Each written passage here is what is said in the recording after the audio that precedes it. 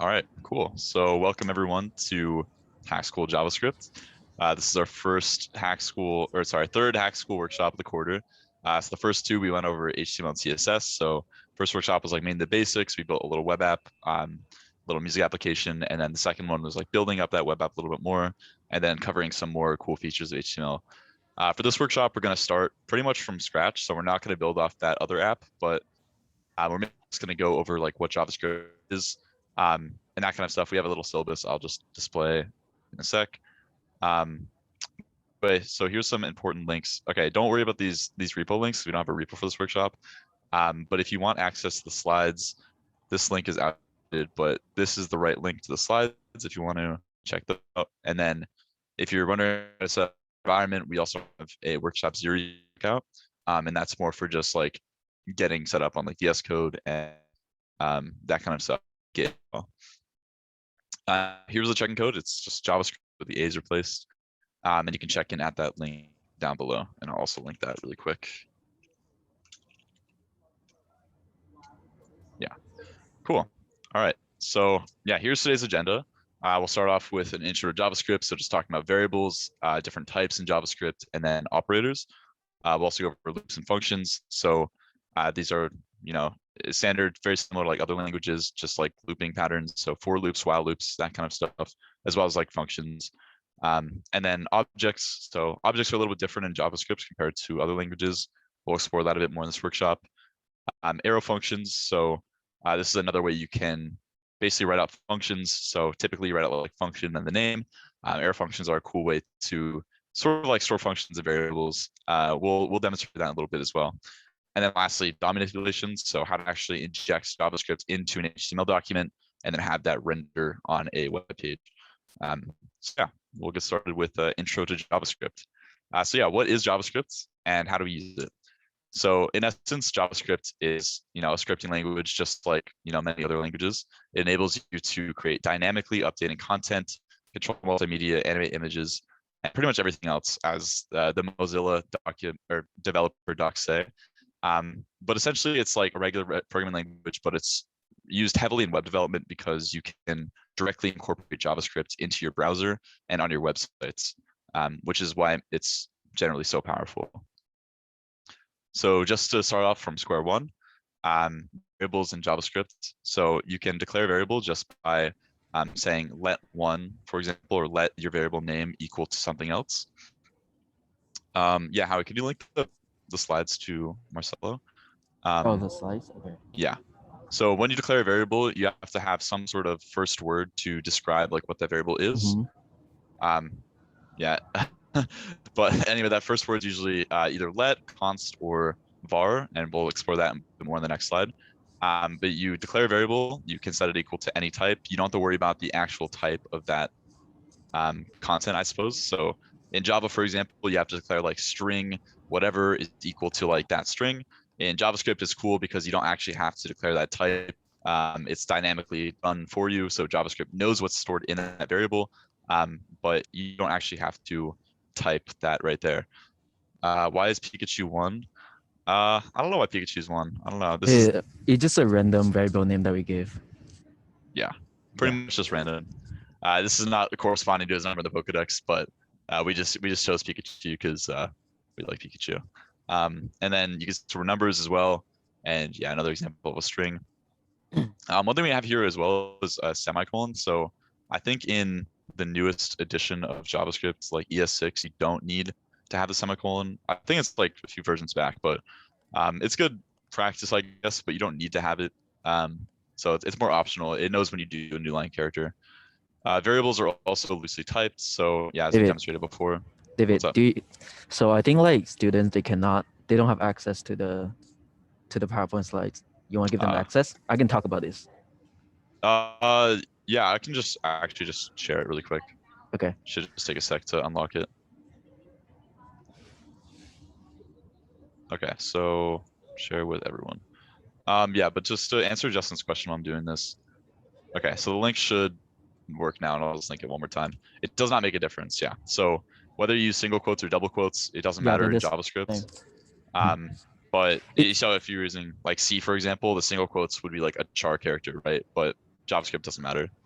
So just think about it like Python. If you know Python, Python is also dynamic type, so you don't really have like a type in front.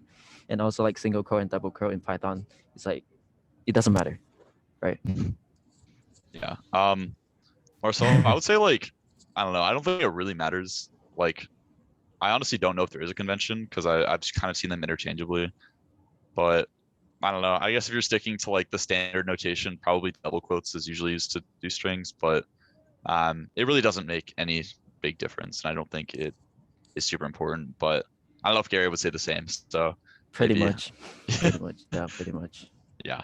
And yeah, also Boolean values you can store in variables. So 1 is equal to true, for example. You can also have it equal to false. Yeah, this is also another example of how when you declare a variable, it doesn't actually like keep its type necessarily. So 1 was previously a string, but now that we store true in it, now it's a Boolean variable. So that's another cool feature of JavaScript specifically. You can just like overwrite that type, which leads to some issues later on. But that's why TypeScript was made for another reason. And yeah, we'll eventually have a workshop on TypeScript. You don't need to worry about that. Anyway, so here's a function. We'll go into that in a few lines, but I guess we could quickly show this is like what a basic function looks like, and we'll dive into this in a little bit. But this function is called C. You can see it has like these brackets, I guess, parentheses, I mean, with nothing in them. So this is where you usually put your parameters. In this case, there's no parameters because we're not using any information we pass in, and it would just return the string uses absorb. So yeah, Vincent, TypeScript, you can feel free to Google it, but it's basically JavaScript with like types added to it. So it's Pretty good for much, like yeah. error checking. Like, for example, if you like overwrite a type that's like supposed to be a string, but you put like a boolean in it, it'll throw an error and be like, hey, like this isn't what it's supposed to be. So it's really useful for when you want to like make sure your code's like very accurate. Yeah, Um, super similar. yeah, very similar to JavaScript, but yeah. So I think this, for example, like I'm not gonna actually, yeah. What do you guys think is gonna be printed if I do console.log C? You will get the code in JavaScript soon. But yeah, feel free to answer the question. Yeah, I can actually copy this over, I think. So I'm gonna try. I have the answer. Well, don't give them the answer just yet. I know. But like,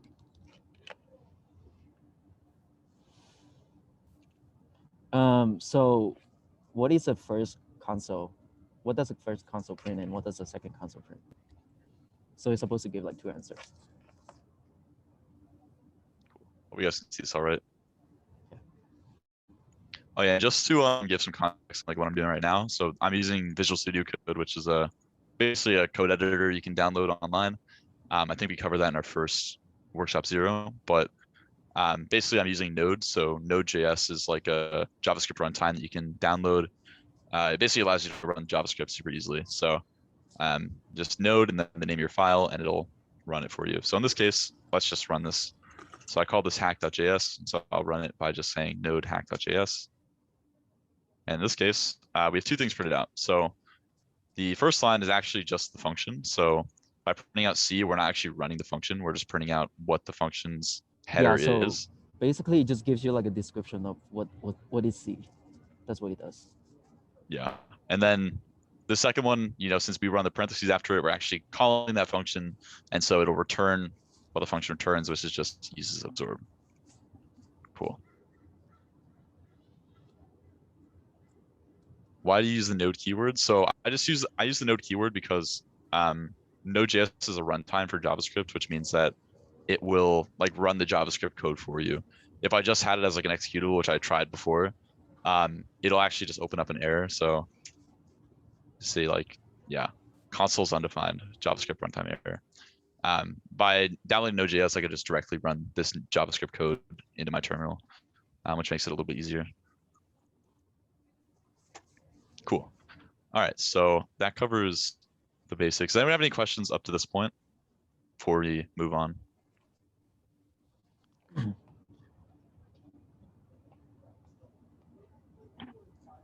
Okay, I'll move on, and then if anyone has any questions,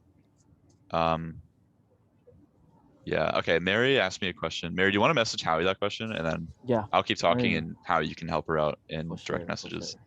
Cool, awesome. Okay, so just moving on to some other different types of variable declarations. So the one I showed before was let, and let is basically a newer JavaScript feature. So this didn't used to be originally in JavaScript, but basically it allows you to preserve the scope of a variable. So in this case, let's consider this if statement here. Before we at the top have let Pokemon T equal to water. And so what we're doing is we're declaring the variable equal to water. We have an if statement here, and we say if 2 is greater than 1, which is very much a true statement. We'll execute this code here. So let Pokemon T equal to dark. So what we do here is we basically override, or we like supposedly override Pokemon T.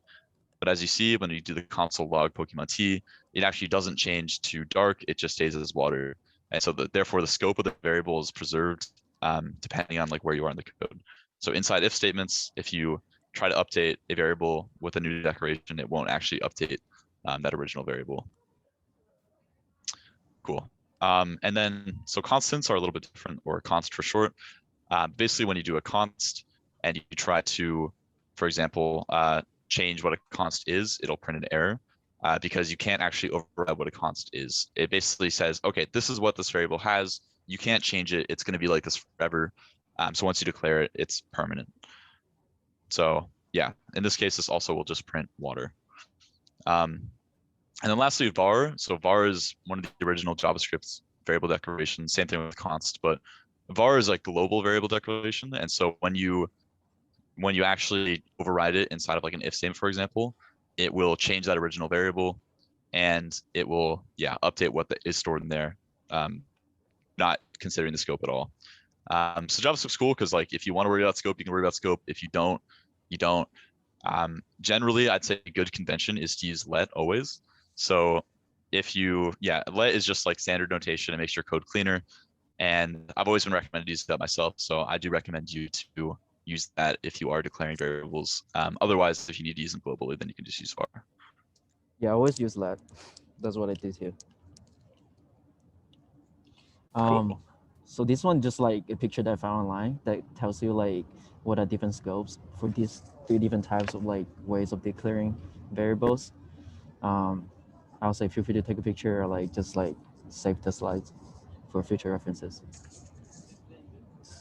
Yeah, I think we talked about this for the most part, but if you want to get a little refresher, this is a good point of reference to look at.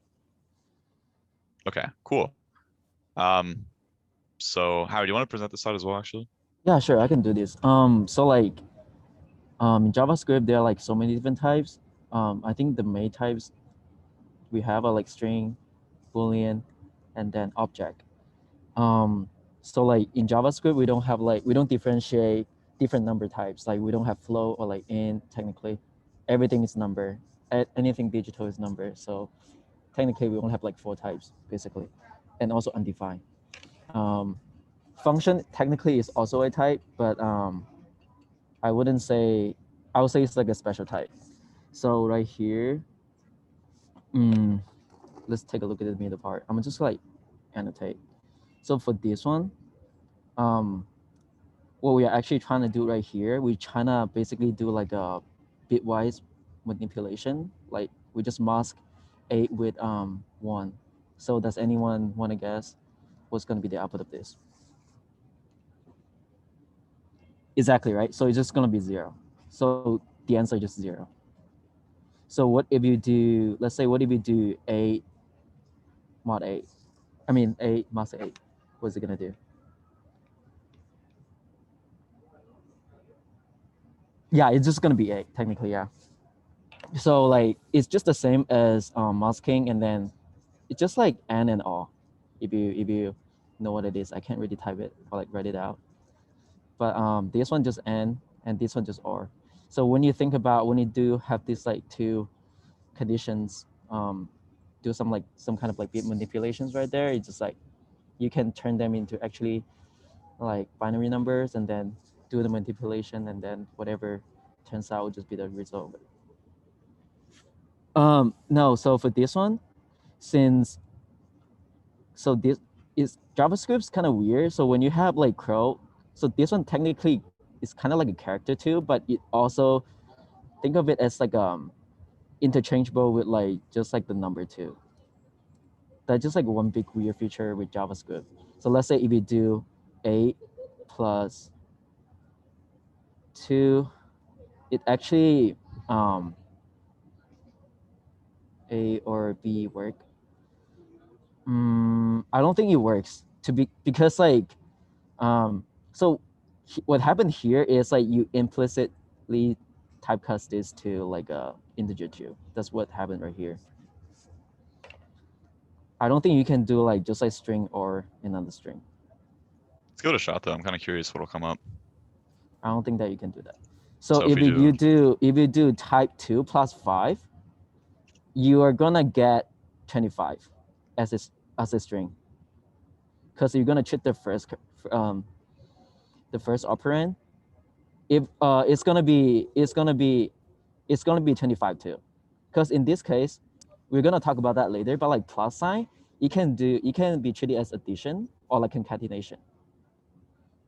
So Cool. yeah, so it's gonna come out 25. Because in this case, plus sign it doesn't mean addition anymore. It's just like concatenation. So basically you concat 2 with 5. You kind of basically just like you have like the 2 plus 5. You implicitly typecast the 5 into like a character or like a string 5. And then you just concatenate these two strings. Is any of this good practice though? Yeah, we're gonna talk about a lot right here. So let's go over this. So let's say for the first one, A plus 5. What is it gonna be? I think it's 2 complement. Yeah. Wait, actually, I'm not sure. I think so. Actually, yeah. Wait, 2's complement? What? For like additions, like the bits, yeah. Oh yeah. But I don't think you need to worry about that, because basically most of the time we just do it like whole number. So A plus 5 is actually just gonna give you 13. Mm-hmm. But Yeah, the second one kind of weird. It's gonna give you 82, because like how I said, this one in this case, the plus is treated as concatenation. It's not addition anymore. It just depends on the type that you use. Okay, let me clear that. Yeah, let's try this one as well. So And 8 plus 5 plus x. Okay, hold on. Don't try it first. Oh, I Oh, was about to say. too late. Yeah, so it's gonna come out 13x, because you first do, you process from left to right. So you first do 8 plus 5, since both of them are treated as like, they're both like number type. So you have like 13, and then you have like a number type plus like a string. In this case, in JavaScript, you're just gonna treat this one as like a string too. And then you just concat, because it doesn't make sense to add like a string to like a number. So basically the plus sign right here, basically I guess like the compiler just gonna treat it as like a concatenation. So it's just gonna be 13x. All right, so what do you guys think the second one would be? So 8 plus and then x as a string and then 5. So I'm curious what you guys think it would be. That's a good one right here. Exactly. Yeah. Let's give it a shot.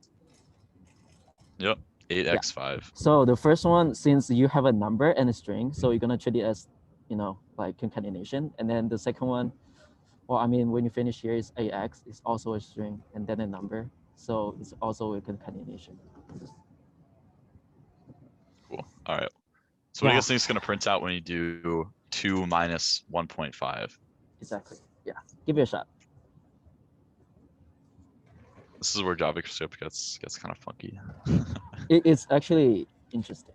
I'm gonna talk about it later, but feel free to try. Type out your answer. Doesn't matter if it's right or wrong.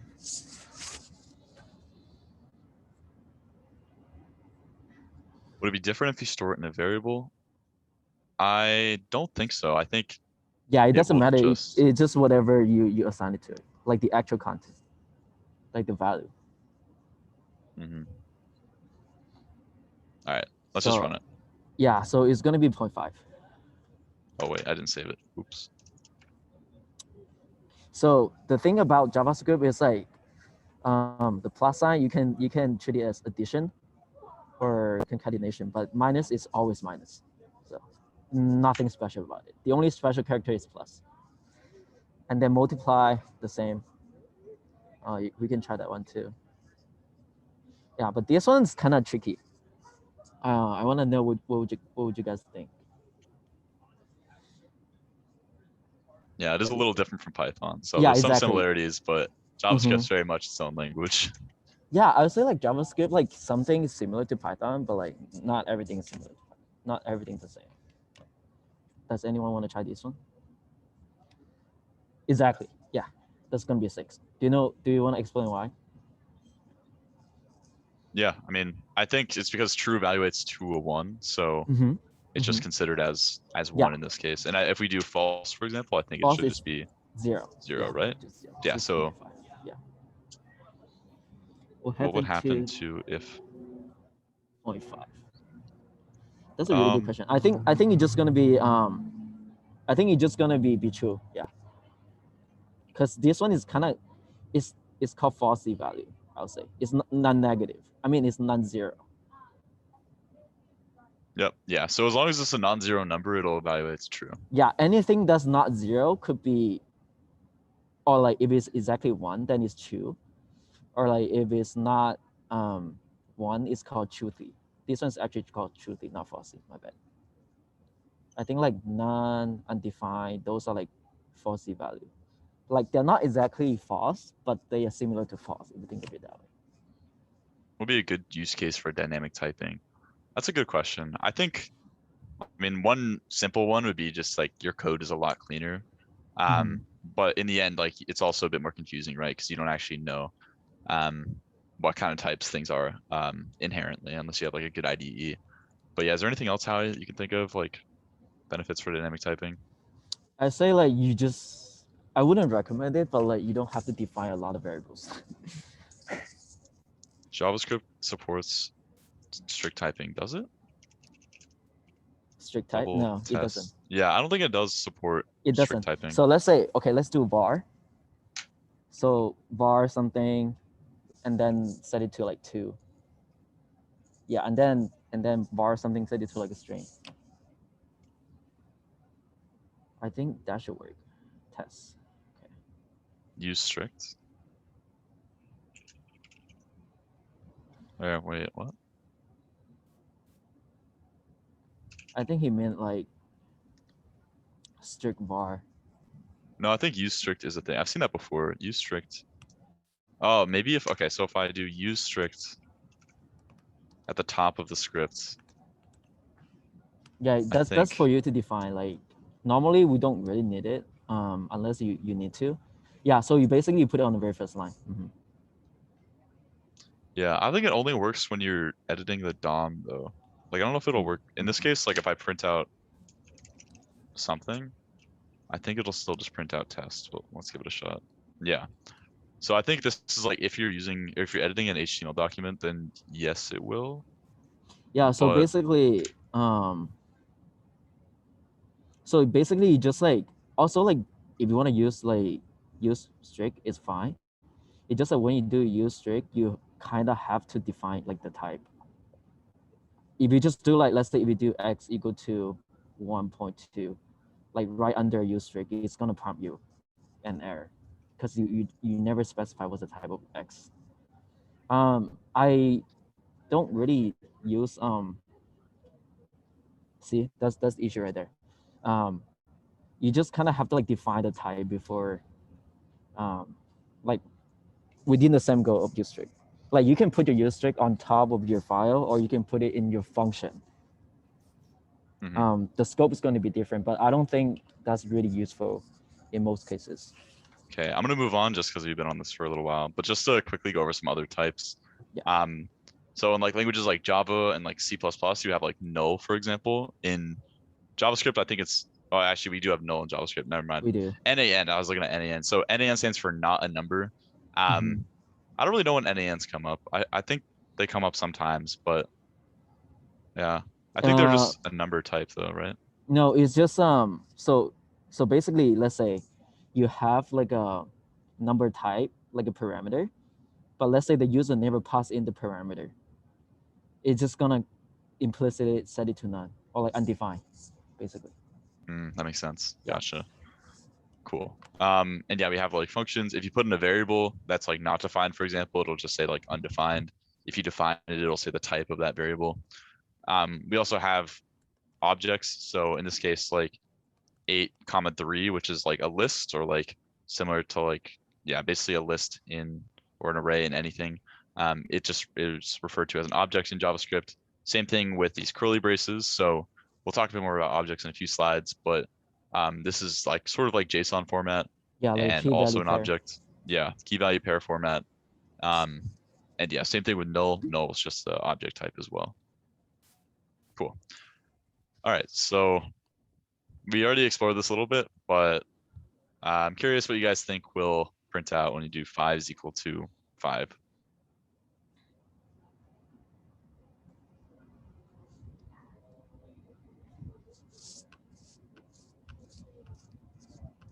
Yeah. So what about 5 equal 5? Yeah, wait, Marcel was asking a question. The card doesn't have to be. I think it does have to be quoted. Yeah, I'm pretty sure The that we what? just forgot. So Lucario, the type of Lucario. Sorry, just to quickly revisit this. I think we declare an object, we do need to use strings around. Stuff like that. Lucario 34. No, you don't need to. You don't need to? Oh, You don't need to. I'm gonna go over that later. You don't have to. okay. Yeah, I guess you don't have to. Cool. You don't have to. All right. So yeah, let's see what this prints out. 5 is equal to 5.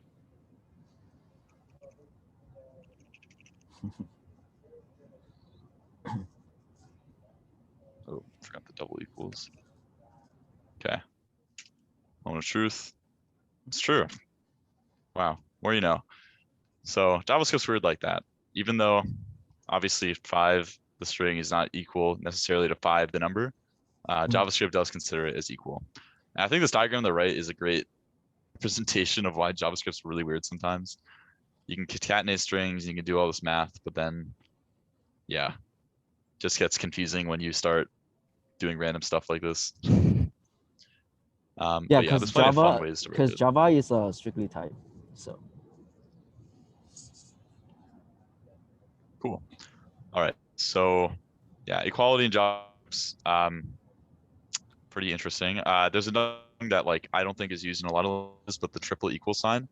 And so I'm not sure you know this better than I do, Howie, but the double equals like will I guess treat strings as numbers in this case, but yeah, the triple equals is like strictly like they have to be exactly the same. So they have to be like the same yeah, object, I think, or is it the like you say. same?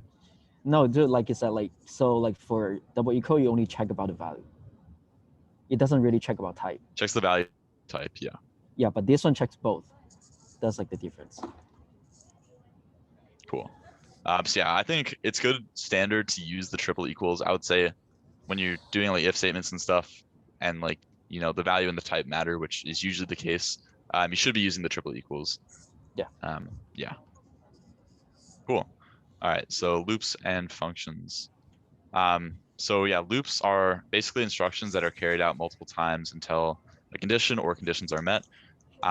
Which means like you want to like do something multiple times in your code, you can use different types of loops like for loops, for each loops, while loops, that kind of stuff to make sure that you run that code multiple times. So yeah, just to quickly talk about the different types in JavaScript, we have a for loop, which is just the basic for loop you see in a lot of other languages.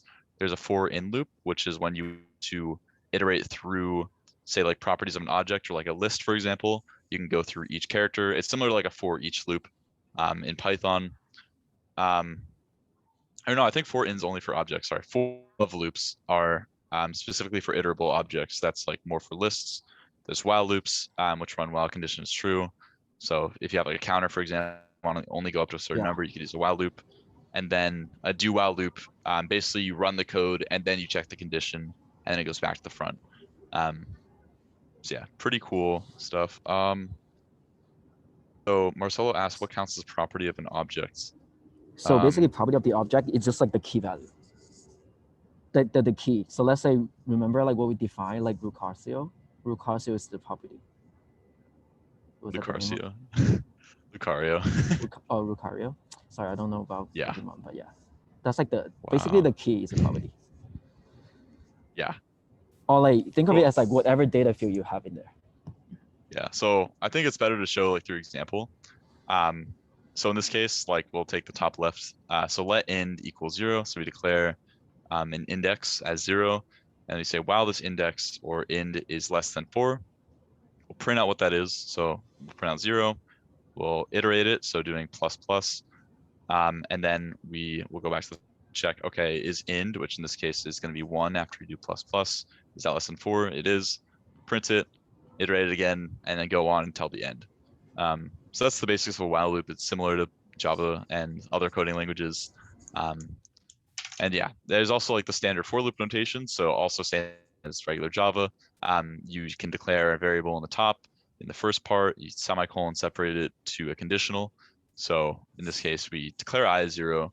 We check is I less than 4? It is, and then we iterate it after this for loop completes. All these lines are done.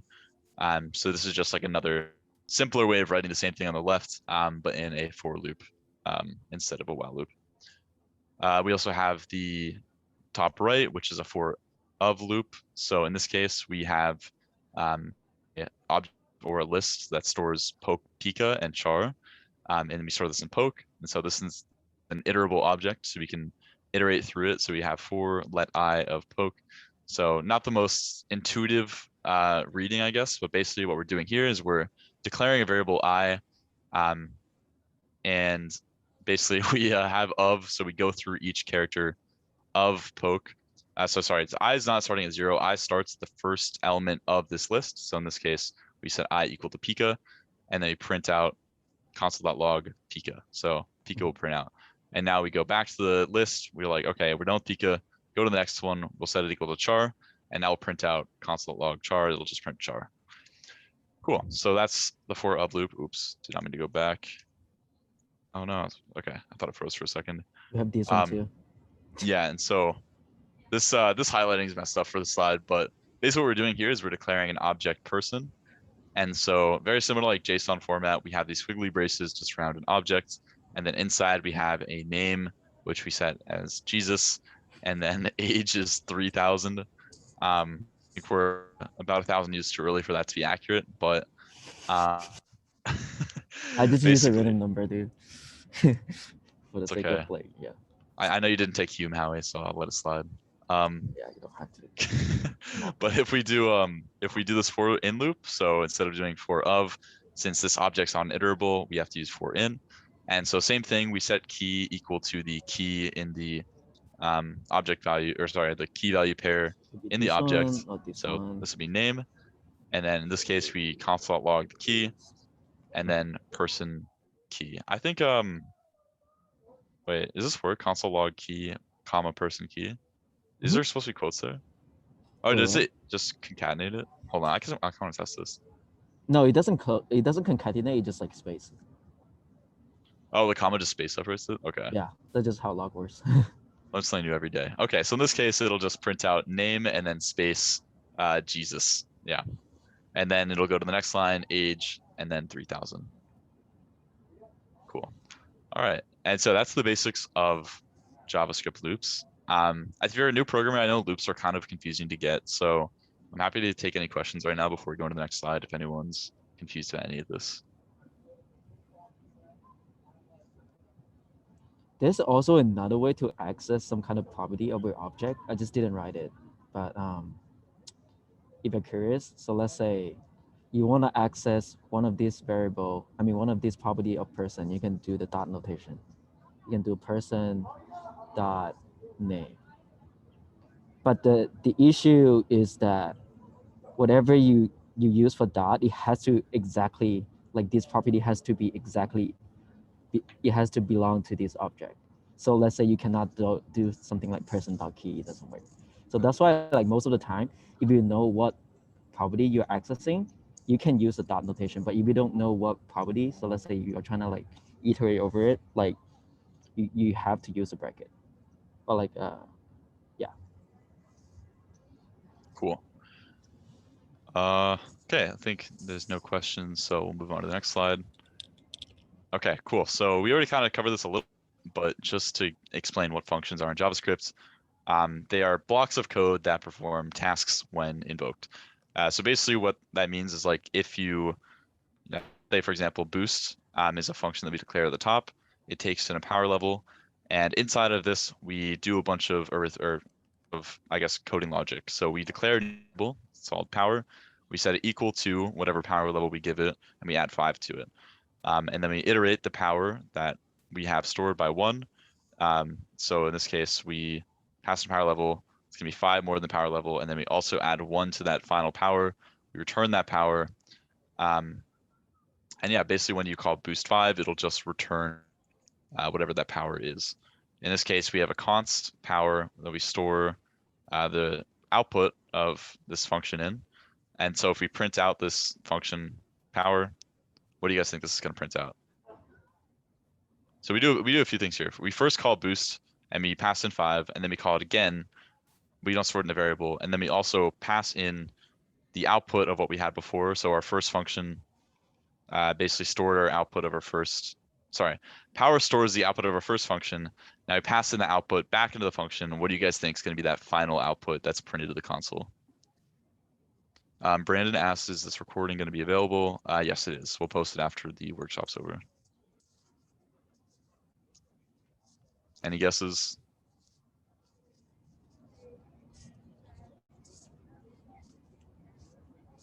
Anyone? Exactly. Yeah. It should be 11. Yeah. So mhm. let's I'm gonna copy paste this into my VS Code just to kind It's of like 11, 11, 17, and 11. Something like that. If I'm see. right. If I'm not tripping. I hope you're right. I think you're right. Okay, so just to demonstrate, I just imported this function in and formatted it. Oh, don't need that. Okay, so in this case, like let's just say we do boost 5. Oh, can I not copy? Using Vim. Oh, I have Vim enabled. That's fun. Okay, boost 5. We run this code. It'll just print 11 as we said before. But if you run the code again, so if we do boost 5, because the scope is only of this function, so we have let power in this case, we're defining it just the scope of this function. We're not actually updating this power like over and over every time we call the function. We're redeclaring it based off of what we pass in. So even if we pass in it again, as you can see, it's not going to make any difference. Just going to print out 11. And then also if we just do boost power, same deal. Also, my phone is dying. I mean, my laptop is dying, so I'm gonna switch to my phone. Oh no, okay. Yeah, I hate it, but yeah. So we also we do return when we actually run these little bits of code. So boost 5 and power 5 do return something, but because we don't actually console log it, we're not printing it to the terminal. It's not going to display anything to the person that's running the code. If we did store in a variable and we wanted to print out the variable, we could. Or even if we did like boost 8, for example, this will work. So we can run the code and then console log whatever this return statement is. But yeah, because we don't actually store this output anywhere, it's just lost after code is ran. You can't reassign it either because it's const, right? Exactly. So if I tried to set power equal to boost of 6, for example, let's just see what this does. As you can see, it says type error assignment to constant variable. So JavaScript will tell you what the type error is right here. It'll tell you what line of code it is. So at this object, specifically line 10 of my code and character 7, it'll say, okay, this is an issue right here. And then if I make the console a little bit bigger, yeah, you can see right here, something's wrong because we're trying to set something equal to a const and you can't do that. Yeah, so that covers the basics of functions. Is there anything I'm missing here? Yeah. Cool. Okay, so now we'll just hop into objects. So we showed this a little bit before, but JavaScript objects are basically a collection of properties and methods. So you can store functions and objects, but you can also store key value pairs. They're basically a way of representing information in JavaScript and functionality at the same time. So when you're referring to an object's own properties, you'll use this keyword. And then we also define these properties with key value pairs. And so just to give some examples, we have this object right here called Pikachu, and Pikachu has a bunch of different attributes. It has a name, so name, and then we have the colon to store the value of that name afterwards. So name is key, we have the value Pika, and we comma separate each line so we know that each attribute's different. So type is electric, power is 50, we have health points, and then also like different attacks as well. And so this is a list, like an object within an object, actually. So that's one other cool thing you can do. And then lastly, we have an attack. So in this, we have a key attack, and then a value is actually just a function that we passed in. So in this case, the function takes in an attacker, and we can return the difference between the attacker key and then the power, basically right here. And so I'll give like a quick demonstration of what this code does. If I just run it by default, it's not going to do anything, but it'd be cool to just show this. So let's run it. It works, no errors. So let's try to print out like the type of Pikachu. So we store this in the constant Pikachu. So if we do Pikachu dot, and you can see all the different options in VS Code, but let's say dot attack. This will just print out a function. So just the function header. But if you want to say, for example, call the function and have Pikachu maybe even like attack Pikachu, let's try this. You can see that this actually works. So it takes the attacker's HP, which is Pikachu, and Pikachu's HP is 150. We subtract it by the power of Pikachu also. So we use this to refer to like its own object.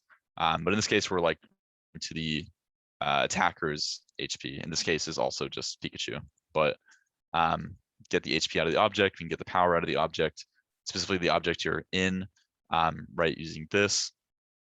And okay, I guess Howie's having some issues, but it's okay, we'll carry on for now. And yeah, it'll just print that out to the console. So let's see what other examples we can do. If we want to print out like, let's say the attacks, so Pikachu.attacks, it'll print out the list directly. So we can just return the list. And what else can we do? We can also print out just the keys. So we can do object.keys. So you don't need to know too much about this, but say like we just want to print out the keys of Pikachu. We can use the objects built-in type in JavaScript. So basically like this is a type in JavaScript, or not type, but I guess another object in JavaScript that allows you to perform actions on objects. So in this case, this allows us to get the keys out of this object specifically. And so if we run this, it'll print out all the keys. Yeah, I don't know if it works on values as well. I'm curious. Also work. Yeah, so you can also print out the values if you do dot values. But, yeah, and you so also can also print out like the key and value pair. You just have to type and entries. Huh? Entries. Sorry. Oh, entries. Okay. Yeah, so another cool way you can represent this information. Awesome. Okay, any questions about that before we move on?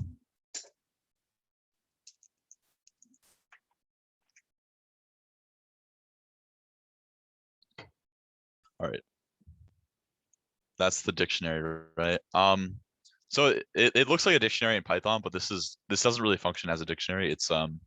It's technically an object in JavaScript. So dictionaries, I think, have a bit different functionality, but I think it works very similar to a dictionary. I don't know if I can actually, if I just do Pikachu HP, I think this also will work. Yeah, so you can also treat it very similar to a dictionary in Python, but this is an object and not a dictionary, so it does perform a little bit differently. Yeah, you can do Pikachu bracket HP or just do Pikachu dot HP. They both work. I don't think you can store functions in Python dictionaries. I could be wrong. Yeah, also I think one other core difference is like in Python, you need to have like your key as a certain type. In this case, these are just properties. So you don't have to actually like make this a string. In Python, you'd have to make that a string specifically. Yeah, Python is not like, at least for the dictionary, it's not dynamically typed. or like it's not heterogeneous.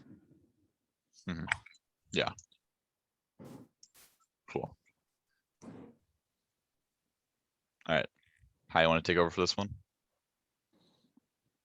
Let me see. Oh yeah, arrow function. So like basically think of arrow function just like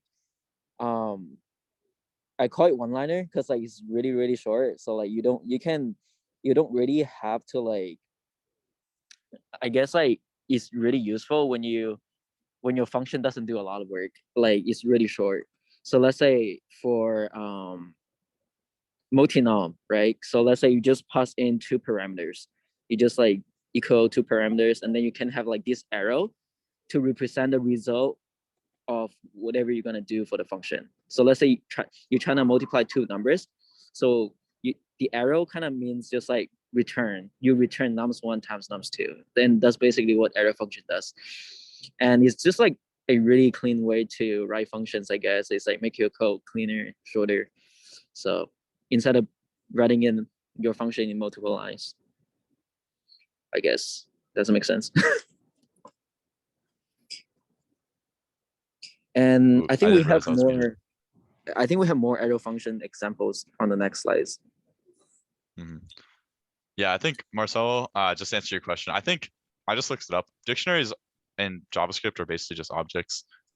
You can represent a dictionary just through an object. So does it render dictionaries obsolete? I guess so. But the same functionality is just like using an object pretty much. Also, like with arrow notation, one thing I wanted to add is just that it's kind of the new standard, I would say. Like, especially when you're like a web developer, I think most since ES6 came out prefer to use arrow notation. It doesn't really make a huge difference, but as you can see, it's a little bit cleaner. And although it's a bit confusing to get at first, it's generally like the new standard for writing out functions just because of like how much cleaner the interface is. I don't know if there's any other reason, but I guess just the developer is lazy. the developer's lazy, yeah. Yeah.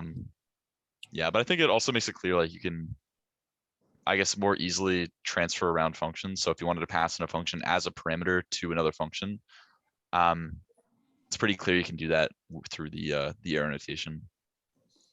C#, not C#. Yeah. Okay. Yeah, and also like as you can see on the right, actually, this is an example right here with multinum. You can kind of see it like how clean arrow notation can be. We pass in num1 and num2, and we have the arrow, and then we just like can return num1 times num2. So Yeah. one thing I forgot to add also is you don't need the return statement with Yeah, because the arrow is the return technically. That's what it means. So if you have a one line, I think you can just drop the return statement. Otherwise, if it's multiple lines, I think you do need the return statement. Yeah, if it's like a really big function, I don't really think you can use arrow function at all, technically. Yeah, I mean you can. I think you can. I know in JavaScript or in React. Well, At I least, mean, you can. I'm pretty sure. Well, you might be able to, but the line is going to be super long. Yeah, well, I wouldn't do that. You can make them multiple lines. So as you can see in like this top left example, you can have a function by its multiple lines, even if you use arrow notation. I think functional components in JavaScript are like pretty much just that. Or in React, but that's for another workshop next week. Someone asked a question in the chat. Marcel, something like multinum. Yeah, that should work, I think. Well, actually, let's try it out. So that's multiple lines. I don't know if that will. I don't think so. Try it. I think because we don't have the return statement, it won't work. But JavaScript always surprises me in many ways. So let's give it a shot. Okay, let's see if it will actually compile. Okay, it compiled. So let's console.log multinum. Let's try like 1 and 2. Undefined. Okay, so yeah, because we don't specify a return statement, it's just gonna be, yeah, it's just gonna return nothing. So yeah, more you know, I guess. Yeah, but now I don't think it really is a arrow function anymore because you have the return type, but it's okay. What do you mean? It's still an arrow function. You just lose like the benefit of having like a one-line arrow function, but I know. Yeah. it's still very much an arrow function. Yeah. Okay, cool. Yeah, so okay, we're just gonna give an example of like how you can convert to an arrow function. So in this case, we have a function evolve me, takes some candy. If there's over 20 candy, it evolves, I guess. It returns evolve. Otherwise, it'll just return more candy. So before we go on to the next slide, how do you guys think that you would make this into an arrow function? And feel free to just put this in the Zoom chat. You don't have to type out like the whole interior if you don't want, just like the header part is fine.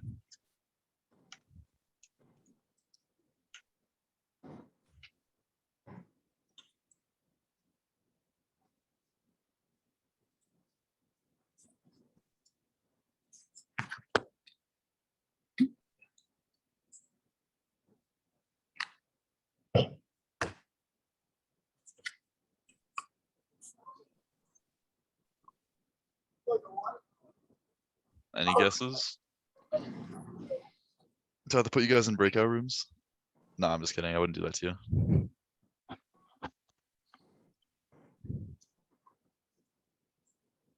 Okay, so Marcel has a guess.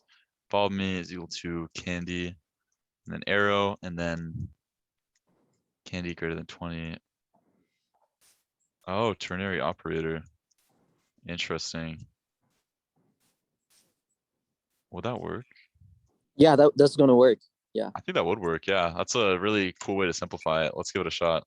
That's my solution too. I didn't know ternary operators even in JS. Okay, yeah, It let's works. try Yeah. it. Oh, yeah, oops. Oh, You gotta call it console block. I know. Okay, but it compiled, which is a good sign. So let's do console.log evolve me. You gotta pass in candy though. What candy you gonna give? Give like a 30 or something. Yeah. Oh, Candy equal to 20. is it because it's multiple lines? I wonder. Oh no, it doesn't like Let me that. I'm see. trying to. Oh, you know, it's because Interesting. maybe I forgot the parentheses. I feel like that shouldn't make a difference though. Oh, it just gets rid of it. Okay, interesting. Let me remove my like code linter that's automatically changing it. I turn this off just for the stock. Okay, I'll give this like 10 more seconds before I give up.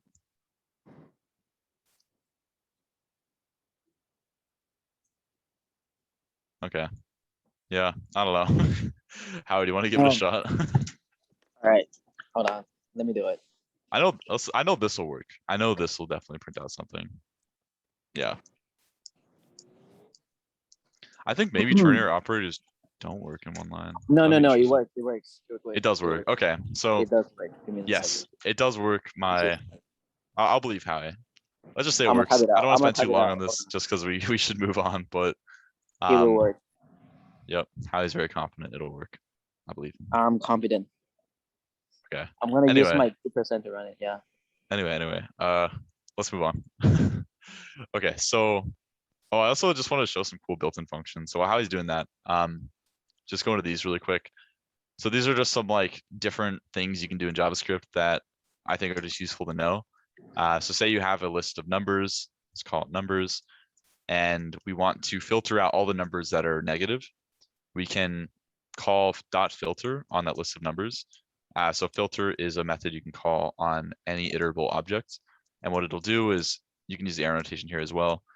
It'll go through each number, store it in this number name, and then it'll execute this function which just says, is the number greater than 0? If it is, then it will insert it into our new iterable list. So this is kind of confusing to look at first if you're unfamiliar with arrow notation. But all you got to know is filter will run a function given an input number and see whether or not it meets that condition that's passed into it. Or actually just like the function that you give it returns true is a better way to put it. Yeah, so if I did like numbers equal to 2, for example, just like store 2 in there. But yeah, that's a filter, a good thing to know. Oh, I accidentally just scrolled my mouse wheel. Okay. Anyway, we also have the map function. Oh my God, I did it again. Cool. Okay. The map function will map basically one thing onto an iterable. So let's say in this case, we have positive arrays. We have 1, 2, 3, 4. And now we want to we want to go through every number and update each position inside of this list we had before. So n in this case is going to be like 1, then 2, then 3, then 4. We run this function. So we have li. So say we just want to Can you put guys like see it? HTML tags. Oh, Howie's showing his code, but does it work? Or It works. Can you guys see it? Evolve. all right, I guess it works. Cool. Okay, so I it didn't put works. parentheses. I didn't put brackets for the body function body though. Yeah, that's Okay. great. Yeah. Nice. So yeah, in this case, we just are adding li tags around this number in the list, and then we're updating that element at that specific position in the list. You can even skip the curly brackets. Yeah, you can. Yeah.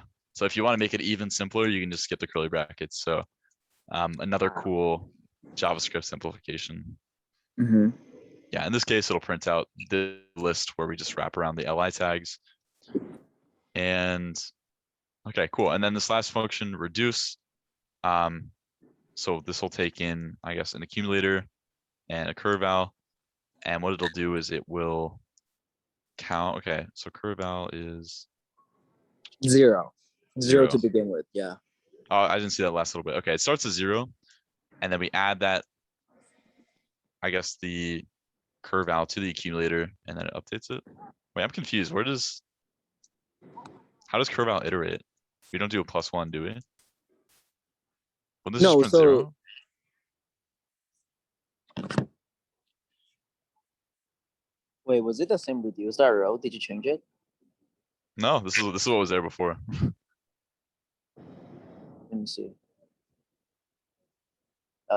Wait, I'll paste this into my IDE and just It's just like a callback function. Hold on. let's give it a shot. Jesus Christ, my network is not working. I have like 1%.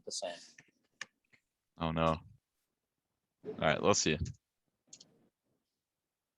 Oh shoot, I didn't even list numbers. Okay. Oh, I see. Okay. I didn't even see that it's called on the list numbers. So let's say 1, 2, 3, 4, 5. Okay. Okay. So here's what's happening here. So we call .reduce on the list of numbers. So we go through each of these numbers, and our accumulator is actually 0 to start with. So that's what we're passing in here. Yeah. Yeah.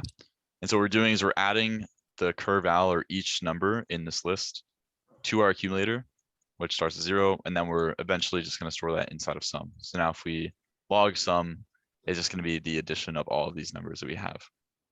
So yeah, JavaScript's a constant journey of learning, but that's one cool feature you can do as well if you want to, yeah, use an accumulator.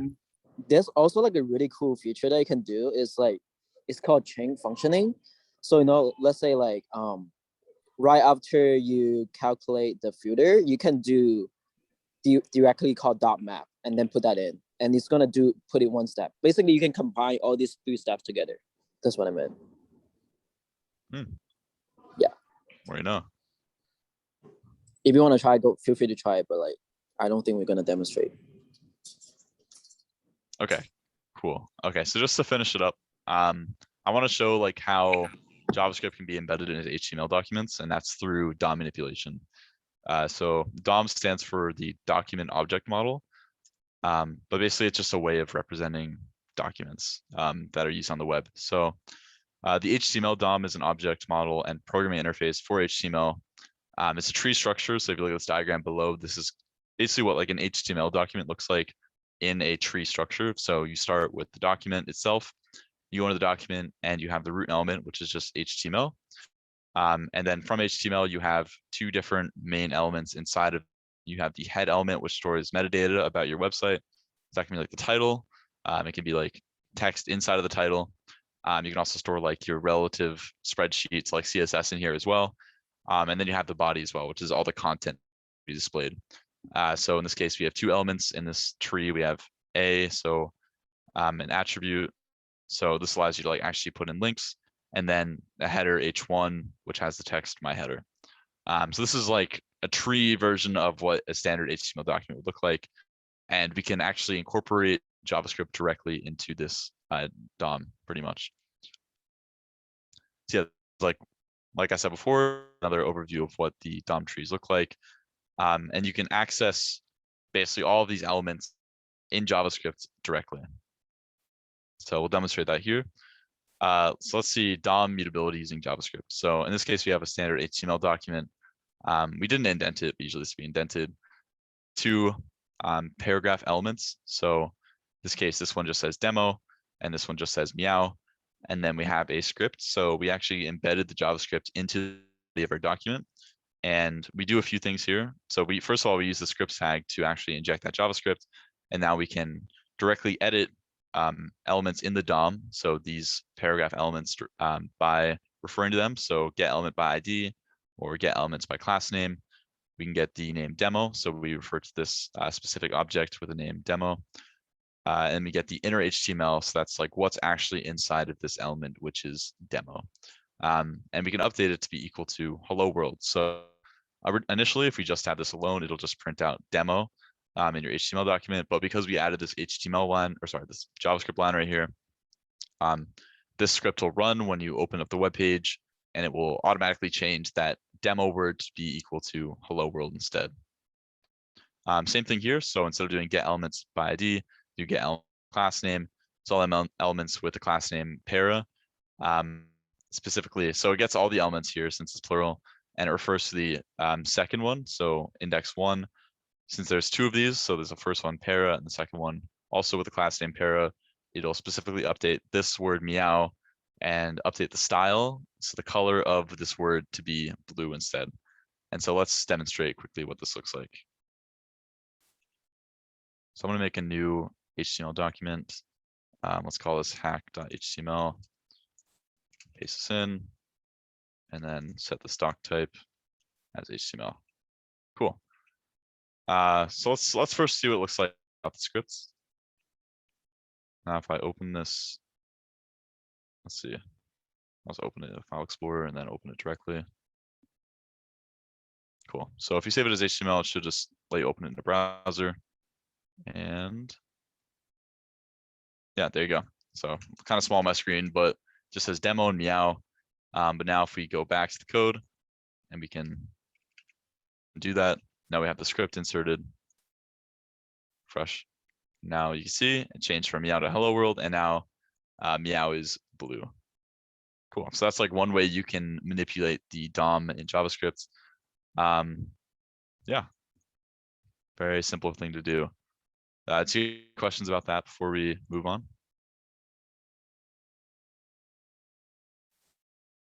I think there's one last slide. We're reaching the end of the workshop right now. But yeah, okay, so here's some other stuff you can do as well, actually. But feel free to ask any questions as I explain this. So in this case, we have a function clicked, and every time we click a button, it will iterate, or I guess it'll not iterate, sorry. Usually I'm used to doing counters, but in this case, when you click the button, it will change the element with the ID cat. So this is just the text that says meow, change the color to red, and then it will also, what does it do? ID, so you pass in a parameter. What is this? On click this. I actually don't know what this last little bit does.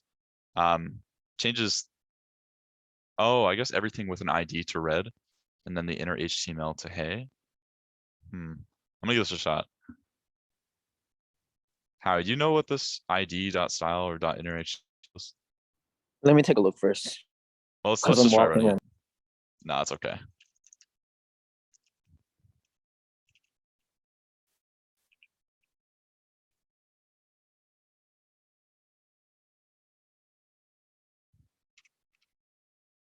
cool. Okay, so let's see what this does. I think if I refresh this, it should just go. Cool. Okay, so now it's just the We're just plain gonna stuff. change like the demo and meow. Yeah. Okay. Oh, okay. I see what it's doing. Okay, so it directly references the button itself. Mhm. And then it'll change the text of the button to hey and the color to red. Yeah, so I think actually what's passed in as a parameter to this function by default is the button. So the object that calls this function directly. So in this case, yeah, it's the button. So you just refer to the button by the parameter pass into the function, update the style of the button to be red, and then the inner HTML of the button to just say, hey. Yeah. Okay, cool.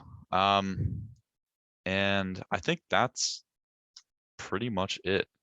It's the entire JavaScript workshop. Now you guys know the basics of JavaScript. It's cool, unique, quirky features. Yeah, thank you guys for coming. If you guys have any questions too, we'll stick around a little while. But yeah, this concludes the end of the workshop. That is a lot of weird stop. Oh, stuff. Okay. Confused for a sec. But yeah, thank you guys for coming. Highly appreciate it. Hope you guys learned a little bit. And if you guys have any requests for future workshops too, we have this link right here. So feel free to make any suggestions if there's anything you'd like to add. And yeah, thank you guys. And also thanks Howie for presenting as well. Thank you, David, for caring. Nah. I It's don't all have my you. laptop with me at all. It's we gotta make two. Dude, I have a meeting at 7 and my laptop is still dead. Okay. Yeah. Do you need a ride? It's okay. I'm just gonna go to PC and find like a charger. All right, sounds good. All right, I'm stopped the recording.